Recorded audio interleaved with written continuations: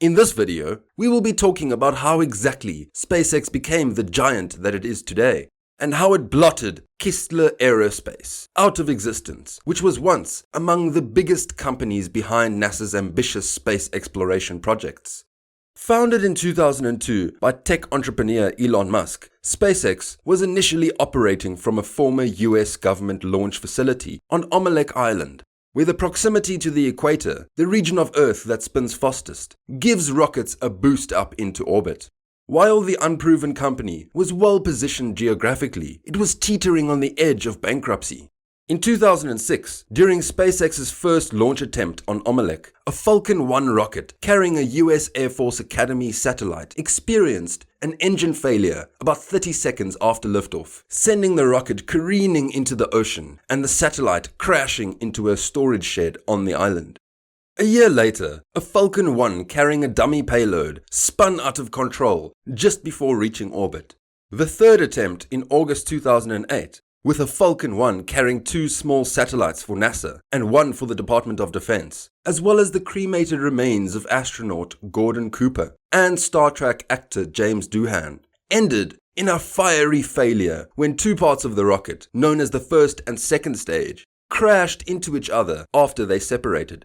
The fourth time was finally the charm. Just 8 weeks after their third failure, and once again carrying a dummy payload, the successful launch of a Falcon 1 from Omelek Island made SpaceX the first company to send a privately funded, liquid-fueled rocket into orbit. But after each incident, SpaceX was able to identify the cause and convince NASA that they had solved the problem. Back in 2008, no one could have envisioned what the brash aerospace company would go on to accomplish. SpaceX has since become the first company to fly humans into orbit on its own spacecraft. But getting to that point has been a long road, punctuated by historic firsts, spectacular fails, and a stream of controversy surrounding the company's founder Elon Musk. SpaceX, however, never would have gotten to where it is today without NASA. In 2006, before SpaceX had ever flown a rocket, NASA awarded the aerospace firm a contract under the Commercial Orbital Transportation Services program, COTS, ultimately injecting $396 million into the company as it developed the Dragon spacecraft and Falcon 9 rocket, a significantly more powerful successor to the Falcon 1, with 9 first-stage engines rather than 1. During the first round of COTS funding in 2006, 20 aerospace companies submitted proposals, but only SpaceX and another startup, Kistler Aerospace, were selected for the program. This gave the company its biggest jump, which ultimately resulted in making SpaceX a household name and a revolutionary entity in the world of space. But a dissimilar fate followed the other startup, Kistler Aerospace, which underwent bankruptcy soon thereafter.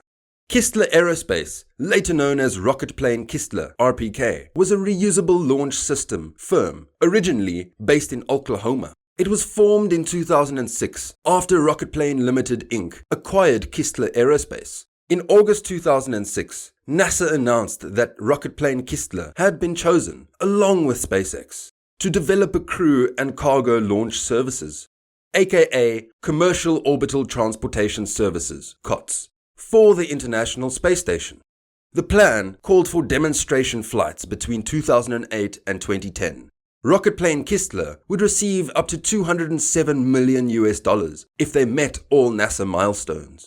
Unfortunately, Rocket Plane Kistler began to miss financial milestones associated with the COTS agreement and requested and received a 30-day extension from NASA on the milestone for completing its $40 million initial financing round. In February 2007, RPK renegotiated its COTS agreement, agreeing to raise the $500 million of required private financing before the end of May.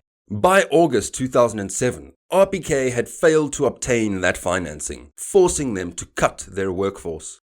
NASA then notified Rocket Plane Kistler that the COTS agreement would be terminated in 30 days due to the continued inability to meet its financial milestones. NASA announced in October 2007 that it had terminated funding for the project. Soon after, Rocket Plane Inc., as well as its subsidiaries and its CEO, George French, filed for Chapter 7 bankruptcy. After 17 years of attempted development, the bankruptcy paperwork for rocket plane Kistler listed $108,250 in assets, including hardware and tooling for the K-1 project, as well as many unvalued patents and trademarks pertaining to the rocket. Moreover, when NASA tried to help, it was undercut by a procedural tactic employed against Kistler. SpaceX, which argued that other companies should have been given the opportunity to compete to provide the data. NASA rescinded the award after it became clear that the Government Accountability Office would rule in favor of SpaceX. The Boeing and Lockheed Martin joint venture that held a monopoly on US government spaceflight. Again, SpaceX framed its challenges as a demand for fair competition that would benefit the government as well as its own bottom line. Much of that litigation is still sealed due to the national security concerns and proprietary corporate data. But the ultimate outcome was a settlement that allowed SpaceX to begin bidding on military launches and break ULA's monopoly in 2015. These cases helped create an environment where NASA and the US military are more willing to use open bidding for contracts that might previously have been awarded much less transparency. Several years ago, the company's future looked much brighter than what it is now, and quite obvious that SpaceX is the only way to get to the ISS from the US. Its Falcon 9 has become one of the most reliable rockets ever built. The company has successfully landed a Falcon 9 first stage 57 times and counting, allowing it to reuse the largest part of the rocket as well as its 9 primary engines. The same Falcon 9 first stage has flown up to 6 times, and SpaceX plans to reuse these rocket boosters 10 times before retiring them. You gotta give credit where credit's due, McAllister said. SpaceX really pushed the envelope associated with reusability. To get to the point where it could land an orbital rocket, SpaceX has had to crash several, letting the boosters explode in public view as the company gathered the necessary flight data to finally pull off a landing in 2015.